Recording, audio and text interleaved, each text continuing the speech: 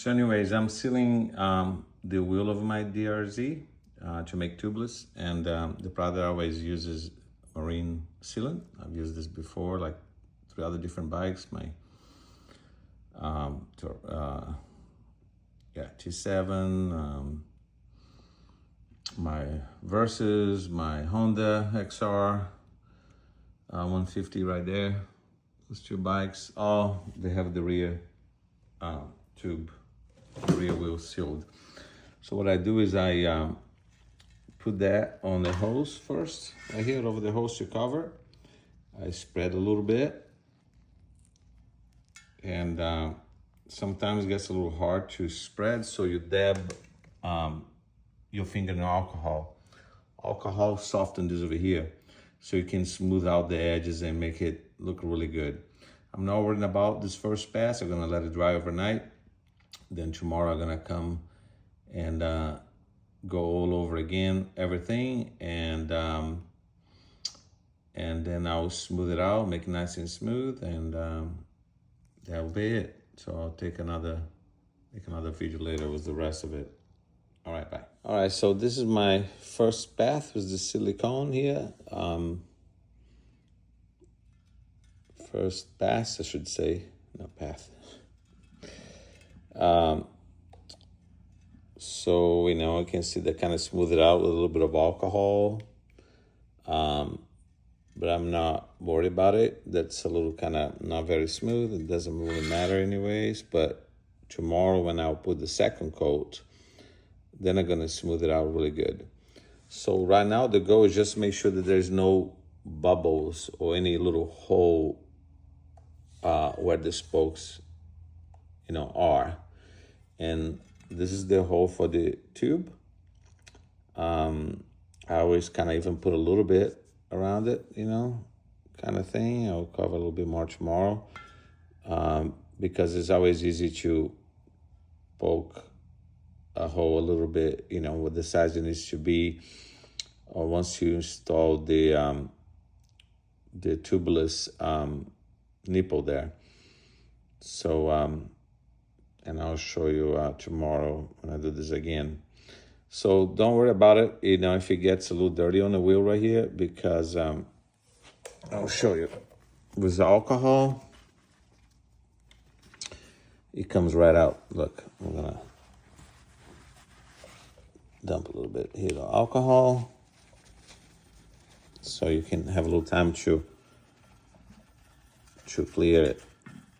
So I'm gonna do it with one hand, but so I just go around it, because you're gonna, you know, you wear gloves and you gotta be careful, but, and this is not the first time I'm doing this, but you're gonna be worried, you're frustrated that you're gonna have white fingerprints all over the wheel by the time you're done with it. So no sweat.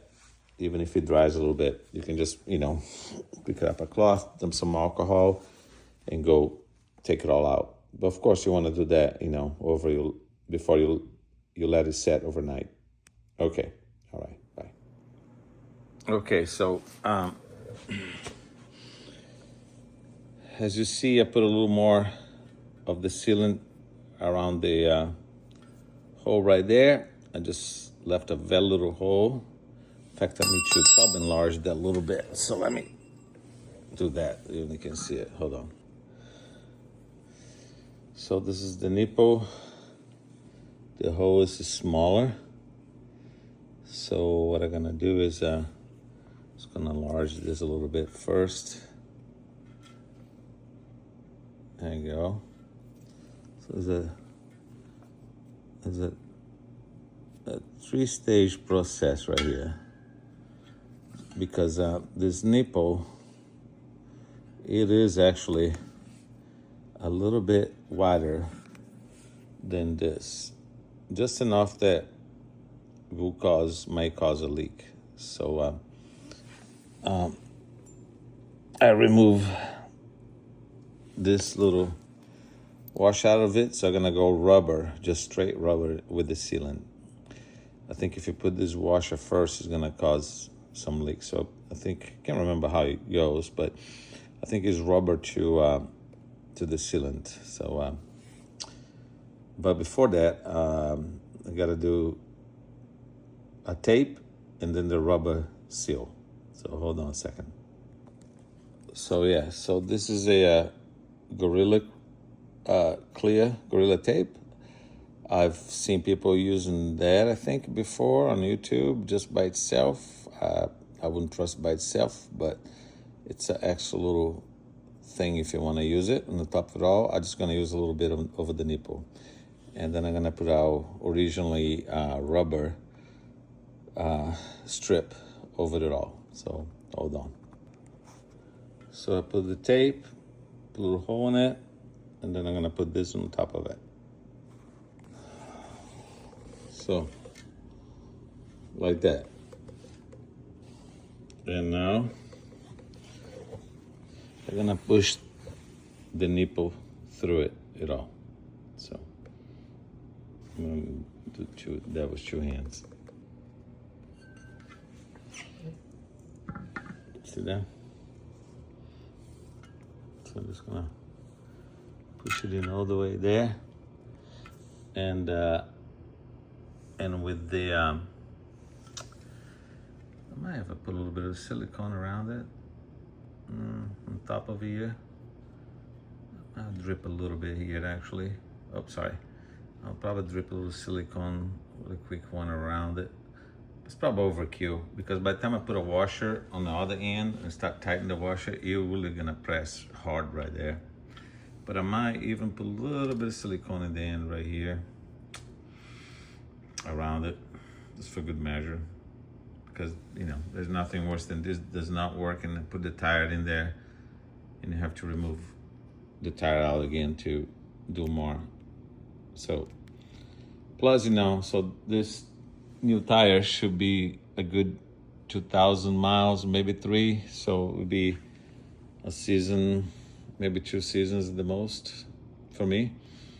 The way I ride, I like to roost around.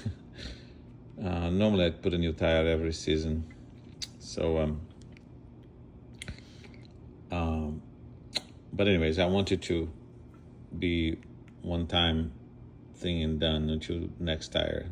And hopefully, actually, I have in the past been able to put 2 tires without have to change that at all. So, see how it goes. I'll show the fun.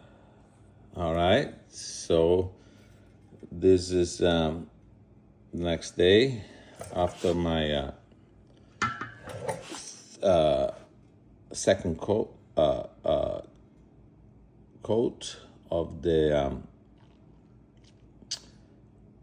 sealant, and it's really nice. It feels very strong, like nothing is gonna.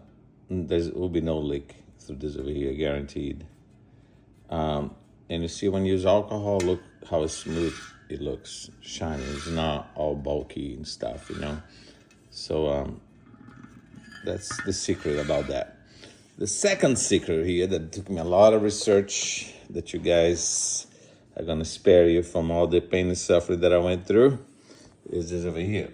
Napa store, the tubeless nipple right here. So let me show you how that looks. So that is just like that. So let me put in that for you. So one final step is just put this rubber band back in place. All right, so here is the tire. It's a tube tire, but I have sealed it using the product. I cannot think of the name right now, but I will put a video later. I'll add to the video. It's a rubber sealant compound spray. I spray 2 layers. The first one was a white one. I bought a can of the white by mistake, so I sprayed that anyways. I only realized that once I got the first spray. I assumed they're all black. I didn't look at the top of the cover. So every time that I done this, it worked. So hopefully it's gonna work this time too. So let's mount in the wheel. All right, so I mounted the tire, and so far so good. I'm doing the good old soap test right here. No leak around the rim anywhere. No bubbles anywhere, and the most important is right here. We don't want any bubbles around that, and I don't have any both sides of the wheels. No bubbles around the spokes. So yeah, success. So even if in the future, I would be a little air leaking where every whatever 4 days, 3 days, or a week, you see a few drops, of a PSI right there. When that happened, it had happened in the past. I put a little bit of slime, and then it's been good forever until I change the tire. So even if there is a small leaking, if you put a slime in there, you probably get that down to nothing, or you might just need to top up the air, a few pounds once a week or every other week. So, but yeah, so pumped. Tubeless in the rear tire, DRZ4S, successful operation. Then we're gonna work on the front wheel here. But that one I'm not gonna totally run tubeless. I'm gonna seal it as I did this one, but I'm gonna throw the tube. All right, bye. All right, so here are both tires. I finished mounting the Michelin Anarchy Wild 130 instead of the 120 stock. So, I don't know if I can tell that it's wider. Maybe. I guess. I don't know. What you guys thinking? I know that if I gone with 140, it would be a little harder to pass through the brake caliper right there. So I have to take that apart. I have to dismount the brake caliper out of the way to push it through. So if I was 140, it'd be even wider. But yeah, I don't know.